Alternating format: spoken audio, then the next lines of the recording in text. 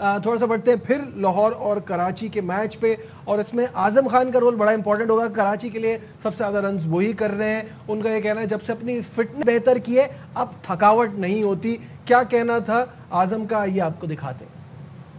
Wait بھی کافی زیادہ کم کیا. ہاں ویٹ تو الحمدللہ لوز کیا ہوا ہے، لیکن وہی کہتے ہیں کہ اگر آپ سمندر میں سے ایک جگ نکال دیں باہر تو سمندر کا پانی ختم نہیں ہو جاتا. اراؤنڈ 22 kg میں نے گرایا ہوا ہے. میرا ویٹ اتنا زیادہ بڑھ گیا تو لاسٹ سیزن کی ساری تصویریں بھی اٹھا لیں گے تو آپ کو اس میں سے ابھی تک فرق نظر آئے گا. بہتر فیل ہو رہا ہے گراؤنڈ کے اندر کیونکہ میں تھک نہیں رہا. جب آپ کا ویٹ لوز ہوتا ہے تو آپ کی موومنٹ کافی بہتر ہو جاتی ہے.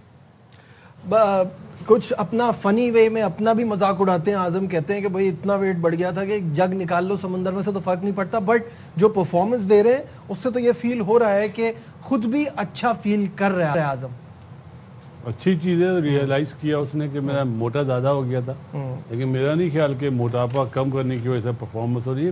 جس طرح کا یہ بیٹر تھا شروعات میں ابھی بھی ویسا ہی ہے. یہ کسی اور کے لیے شاید کوئی مان لے، میں نہیں مانتا یہ بات، کیونکہ جتنا بھی جیسا بھی ہو جو اس کا ہٹنگ زون ہے وہ بہت اچھا ہے. وہ بہت اچھا ہے، بہت اچھا، چاہے وہ اسپنرز ہو چاہے فاسٹ بالر ہو. باقی اگلے ٹورنامنٹ بھی ڈومیسٹک کھیلے اور اس میں اچھا پرفارم کرے تو اچھی بات ہے. پی ایس ایل کے لیے تو آپ کو پتہ ہے ایک ہی ٹورنامنٹ کھیلتا ہوا نظر آیا اس سال مجھے، یہ باقی نظر نہیں آیا. کامران یہ فرق تو پڑتا ہوگا نا against, specially against fast bowler تو فرق پڑے گا نا. آپ کی موومنٹ تھوڑی بہتر ہو جائے گی اگر آپ فٹ ہوں، آپ کا ویٹ کم ہو. نہیں بالکل پڑے گا. نہید رانا نے جو اسپیل کیا یہاں پہ وہ آپ نے دیکھا ہوگا. خیر اس وقت تو کوئی بھی بیٹر سامنے نہیں آ رہا تھا، اتنے تیز بال کر رہا تھا.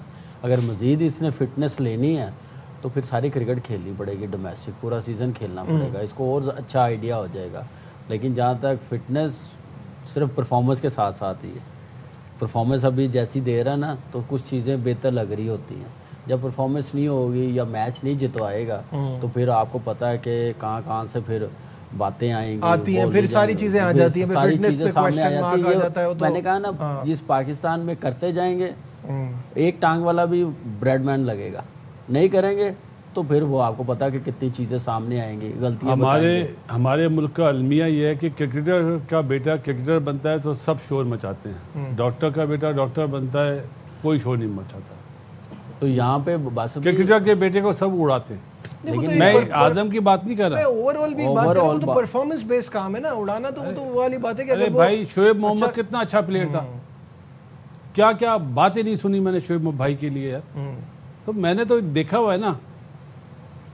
ابھی کیا مصباح کے بیٹے کے لیے اب باتیں نہیں ہوتی ہیں؟ وہ کھیل رہا ہے سارا سارا سیزن. باتیں بھی تو ہوتی ہے نا. بات یہ ہوتی ہے کہ جب پلیئر کا بیٹے پہ بات اس وجہ سے ہوتی ہے کہ اس کو سارے شارٹ کٹس پتا ہوتے ہیں، اس کے اپرچونٹی اس کو. تو بھائی ڈاکٹر کا بیٹا جب ڈاکٹر بنتا ہے کوئی شور نہیں مچاتا. میں تو یہ دیکھ رہا ہوں کہ وہ شامل حسین اینکر کا بیٹا ہے، سیاستدان ٹویٹ کر رہے ہیں. ارے سیاستدان کا کیا کام ہے یار؟ ہم کیا سیاست پہ بات کرتے ہیں؟ ڈاکٹر کا بیٹا اتنے پرومیننس میں نہیں ہوتا، اس کے اوپر توجہ نہیں ہوتی. ارے کیوں نہیں ہوتی شاہد بھائی؟ ہر چیز پہ پتا ہوتا ہے سب کو. پبلک ڈومین میں آ جاتا ہے نا. ڈاکٹر کبھی بھی پبلک ڈومین میں نہیں آئے گا. اچھا ہم کیا سیاست پہ بات کرتے ہیں؟ ڈاکٹر کا بیٹا، ہاں سیاست اور یہ کرکٹ. ڈاکٹر کا بیٹا اس وقت ڈومین میں آئے گا جب وہ کسی کو مارے گا کہ یہ ڈاکٹر کا باپ بھی ڈاکٹر ہے، وہ مارے گا. لیکن کرکٹ میں آپ امام الحق کی مثال لے لیں نا. امام الحق کا او ڈی آئی کا اگر آپ اسٹیٹس اٹھا کے دیکھیں برلینٹ اسٹیٹس ہیں، 48 49 کا ایوریج ہے، 9-10 سینچریاں ہیں. لیکن وہ اسی پریشر میں کھیلے گا جب اس کی پرفارمنس نہیں ہوگی تو اس کے بعد امام الحق کا ابھی بریکنگ نیوز آ رہی اور یہ ایک طرح سے کافی ظلم ہے. ہاں زیادتی ہے، لیکن but you can not compare it with any other normal profession. آپ لوگ اپنی